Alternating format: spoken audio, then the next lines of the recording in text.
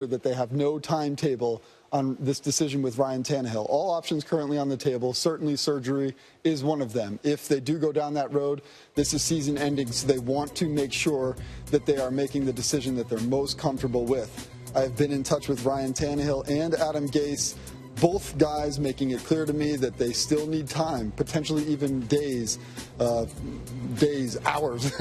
I think more in the realistic realm of a couple days here to figure out exactly what they want to do.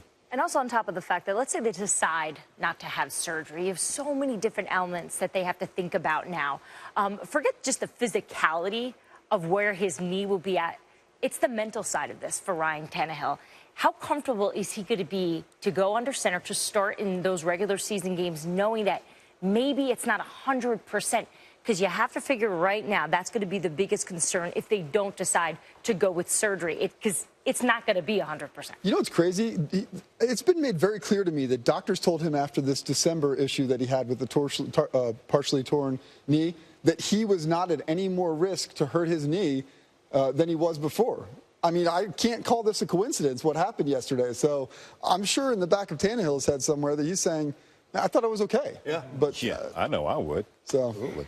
All right, assuming Tannehill is out for the season, the Dolphins may look to current backup Matt Moore. Moore filled in admirably for Tannehill, posting a total QBR just south of 83 over the final 4 weeks of the season.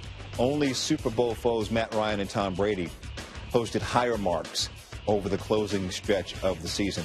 All right, Diana, we see how well Moore did to close out last season. How convinced are the Dolphins that Moore could be their starting quarterback this season?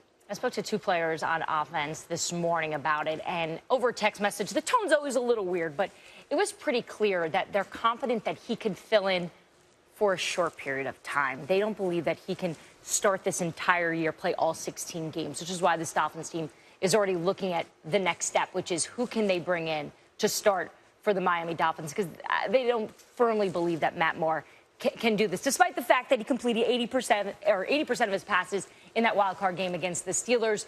His health is also a concern as well.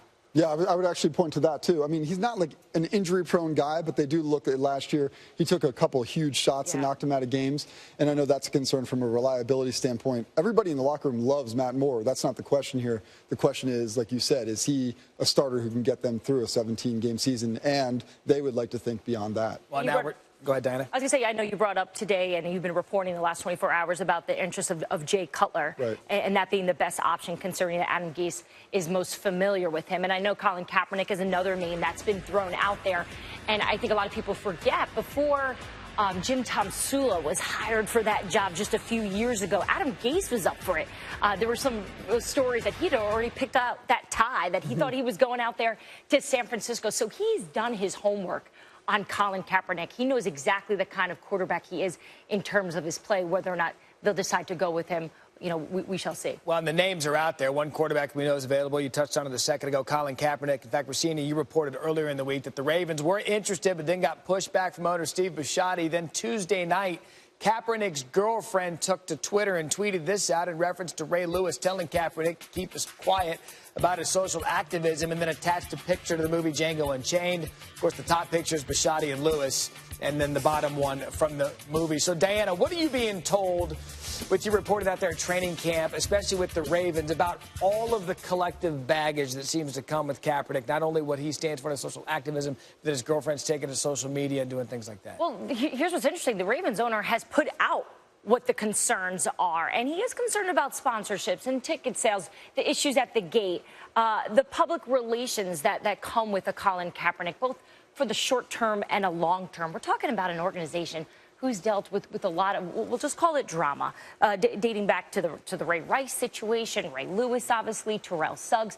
So they've been in this position before where they have to think not just from a football aspect, what is best for us for them as an organization, but what's best for them completely globally. And that's exactly what this owner is looking at right now.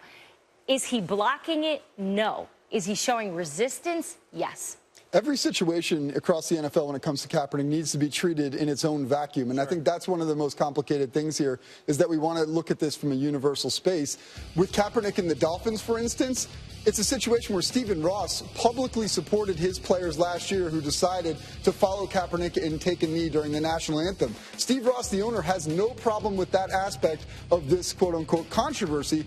Instead, the problem when it comes to the Dolphins, for instance, is the fact that Kaepernick wore a shirt depicting potential support for Fidel Castro. That does not fly well in Miami. I live down there in South Florida. That won't go over well with the public. So again, you have these very complicated situations that each team must face. They're going to get ownership. There's the shirt, yeah. They're going to get ownership support when it comes to Kaepernick. And Adam Gase, a guy who can, God, he can work with anybody. But then you look at that shirt, and that's something that the Dolphins will have to consider with that community. Guys, thank you. Thank you. See how this develops in the next couple days.